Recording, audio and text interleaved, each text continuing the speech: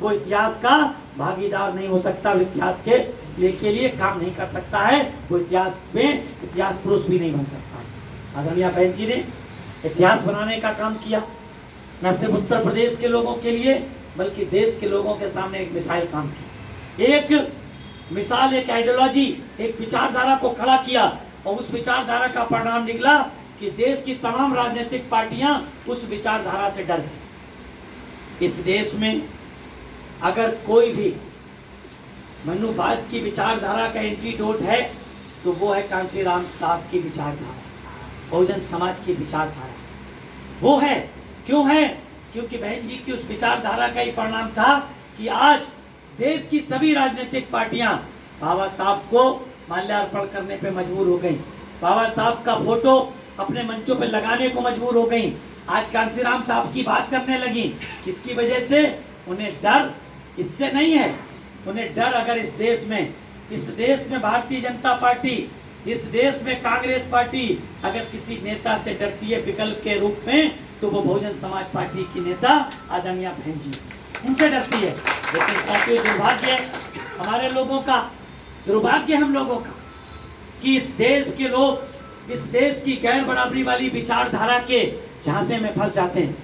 जो इस देश की बड़े पैमाने पे विचारधारा है, जो इस देश में गैर बराबरी की व्यवस्था को कायम रखना चाहती है, जो वर्तमान में जो इस देश में शासन सत्ता में है, देश के तमाम प्रदेशों में शासन सत्ता पे हैं, या देश के अन्य प्रदेशों में जो कांग्रेस पार्टी विचारधारा के लोग शासन सत्ता में हैं, इन दोनों की विचारधाराओं का अगर इनडायरेक्टली देखेंगे तो रिमोट कंट्रोल एक ही है।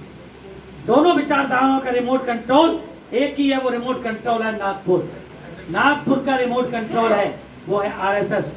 आप लोगों ने देखा होगा जब कांग्रेस पार्टी लंबे समय तक सत्ता में रहती है, अगर उसका विरोध शुरू हो जाता है तो ये रिमोट कंट्रोल के लोग एक ऐसा माहौल पैदा करते हैं कि कांग्रेस के विकल्प के रूप में वो जनता पार्टी या भारतीय जनता पार्टी के रूप में आपके लोग बीच में ले आते हैं। आपको याद होगा 2014 से पहले, 2014 से एक साल पहले किस तरह से कांग्रेस पार्टी जो भ्रष्टाचार में आखंड डूबी थी, उसके विरोध में जब 2008 में न्यूक्लियर डील हुई थी तो पूरे देश में माहौल बना था। कांग्रेस पार्टी के विकल्प के रूप में बहन जी को लोगों ने प्रधानमंत्री के रूप में स्वीकार करने का मन बनाया था। आपको याद होगा न्यूक्लियर डील के बाद लोगों ने बहन जी को स्वीकार करने का काम किया था। थर्ड फ्रंट के लोग बहन जी के नेतृत्व में लड़ना चाहते थे, लेकिन साथियों ये आरएसएस की एक चाल थी। 2013 में उन्होंने कांग्रेस के विकल्प के रूप में भारतीय जनता पार्टी को प्रमोट कर दिया। किनके माध्यम से? अन्ना हजारे के माध्यम से। किनके माध्यम से? वो एक साधु महात्मा के माध्यम से। इन लोगों ने तमाम तरह की नाटक नौटंकी करने का काम किया और भ्रष्टाचारी कांग्रेस को हटाने के विकल्प के रूप में किसके रूप में किसको लाके काम कर दिया? काका भारतीय जनता पार्टी। आप उठा करके इतिहास देख लीजिए, सन 52 से लेकर के आम चुनाव के बाद से कांग्रेस पार्टी का विकल्प इन्होंने किसको माना? जनता पार्टी को माना, भारतीय जनता पार्टी को माना। तमाम प्रदेशों में कांग्रेस का विकल्प किसको माना? या तो वहां की लोकल जो पार्टियां हुई उनमें से किसको माना? जो इस देश में गैर बराबरी की व्यवस्था से को बनाए रखने के ताल्लुक रखते हैं। भले वो दिखाने के लिए थर्ड फ्रंट की पार्टियां हो जाएं या फिर कांग्रेस और बीजेपी से अलग हो जाएं। आप साथियों देख करके तो देखिए, आपने कभी सोचा कि बहुसंख्यक वोट किसके पास है? देश की तीसरी बड़ी पार्टी बहुजन समाज पार्टी के पास है।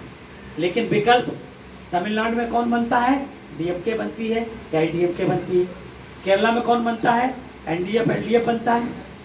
कभी वो कम्युनिस्टों का फ्रंट बनता है तो कभी कांग्रेस का फ्रंट बनता है।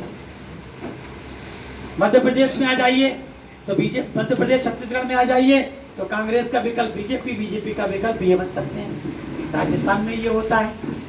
केरला में इसमें आ जाइए आप अपने उड़ीसा में तो कांग्रेस बीजेपी का विकल्प किसको बनाया गया? बिजू पटनायक, उनके बाद उनके बेटे नवीन पटनायक को बनाया गया।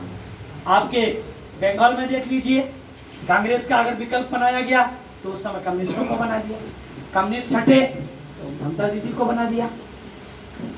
ऐसे ही आप चेन्नई में देख ही सकते हैं और तमिलनाडु में देख सकते हैं, पंजाब में देखें तो अकाली को बना सकते हैं। लेकिन एक बड़ी संख्या वाली बहुजन समाज पार्टी जिसने देश के सबसे बड़े सूबे उत्तर प्रदेश में किया है, उनकी पार्टी को हमारे लोगों ने विकल्प के रूप में तैयार नहीं किया। इसमें गलती उनकी नहीं है, उनकी गलती इसलिए नहीं है कि वो अपनी ड्यूटी ईमानदारी से कर रहे हैं अपने लोगों को सत्ता में बनाए रखने के लिए।